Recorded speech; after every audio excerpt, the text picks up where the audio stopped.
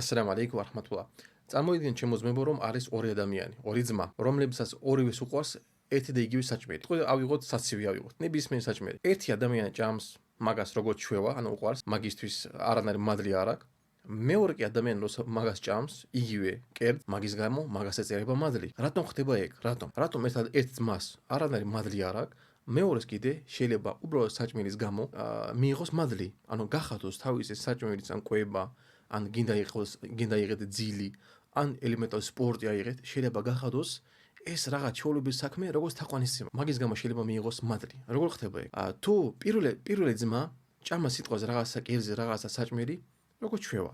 მეორე ძმა კიდე ჭამა ეს საჭმელი იმისთვის, რომ მისი ტანი უფრო გაძლიერდეს და გააგრძელოს ალლაჰის თაყვანისცემა. ან მაგალითად მიყვება იმ აიათს, სადაც ალლაჰი უზენაესი იძახის, კულუ ვაშრაბუ, ჭამეთ და დალიეთ. ანუ იმ ნიათით ჭამს, რომ ემორჩილება ალლაჰის ბრძანებას. ან მაგალითად ადამიანი ვარჯიშობს იმისთვის, რომ მისი ტანი უფრო ძლიერი გახდეს, უფრო ასე ვთქვათ, ენერგიული, რომ თაყვანისცემა გააგრძელოს. არის კიდე მეორე სპორტსმენი, რომელიც უბრალოდ ვარჯიშობს, რომ მაგას უყვარს ვარჯიში. ესე იგი, ის ადამიანი, რომელიც აკეთებს ამ ჩვევებს ალლაჰის ხატრისთვის, რომ გააგრძელოს თაყვანისცემაზე, უფრო ადვილი გახდეს მისთვის და ასე შემდეგ, ეგეთი ადამიანი მიიღებს მადლს. ადამიანი კი, რომელიც უბრალოდ ჭამს, ჩვეულებრივად ჭამს, უყვარს მაგას ჭამა. ან ადამიანი, რომელიც უბრალოდ ვარჯიში, უყვარს მაგას ვარჯიში, ეგეთი ადამიანი მადლს არ იღებს. ასევე ავიღოთ ყველაზე ხშირი რას ვაკეთებთ ძილი. როცა ჩვენ ვიძინებთ, ჩვენ შეიძლება დავიძინოთ მადლის გარეშე, მაგრამ შეიძლება ასევე დავიძინოთ მადლთან ერთად. როცა ჩვენ ვიძინებთ, ის ნიათი გავაკეთოთ, რომ მე ხა დავიძინებ, ძალას მოვკრიფავ და გავაგრძელებ ალლაჰის მიმართ თაყვანისცემას. მე ხა მივიღებ უფრო მეტ ძალას და გავაგრძელებ თაყვანისცემას. ანუ ნებისმიერ რამ, რას არ არის თვითონ თავის არსში, როგორც თაყვანისცემა, თქვენ შეგიძლიათ გახადოთ ეს როგორც თაყვანისცემა. ისლამში ჩვენ გვაქვს ხუთი მდგომარეობა: ჰალალი, ჰარამი, მუსტაჰაბი, მაკრუჰი და მეხუთე არის მუბაჰ. ეს მუბაჰ როგორც ჭამა, წყლის დალევა, ძილი, ვარჯიში, ეს ყველაფერი შედის მუბაჰში. ანუ მან არანაირი მადლი არ არის. არც ცოდვა არ არის თუ ადამიანი გაკეთებს, არც მადლი არ არის. მაგრამ თუ გავხადებთ ამ ყველაფერს იმ ნიათით, როგორც თაყვანისცემა, აი აქ უკვე მაგის გამოც უკვე ჩვენ დაგვეწერება მადლი. მაგითო შემოძმებო და შემოდებო.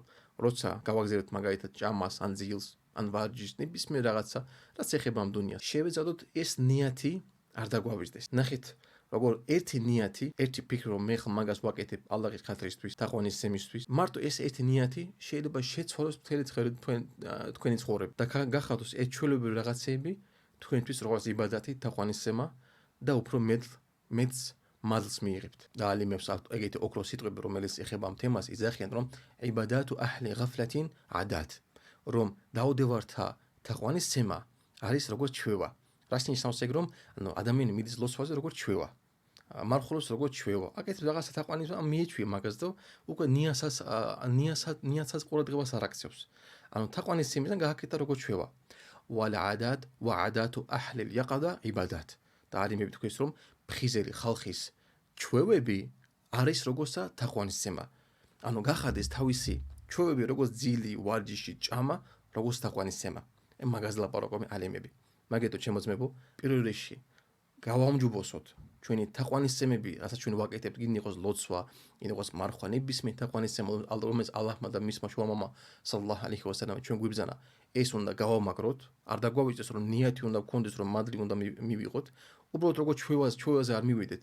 გვახსოვდეს, რომ ალლაჰმა გვიბრძანა ლოცვა, გვიბრძანა მარხვა და ასე შემდეგ და სხვა თაყვანისცემები. და მეორე, შევეცადოთ გავხადოთ ჩვენი ჩვევები, როგორც ნებისმიერ რაღაც, რაც წეგნით ვთქვით, გავხადოთ ეს როგორც თაყვანისცემა. ალლაჰმა თქვენ ყველას ბარაკა მოგცეთ. ასალამუ ალეიკუმ.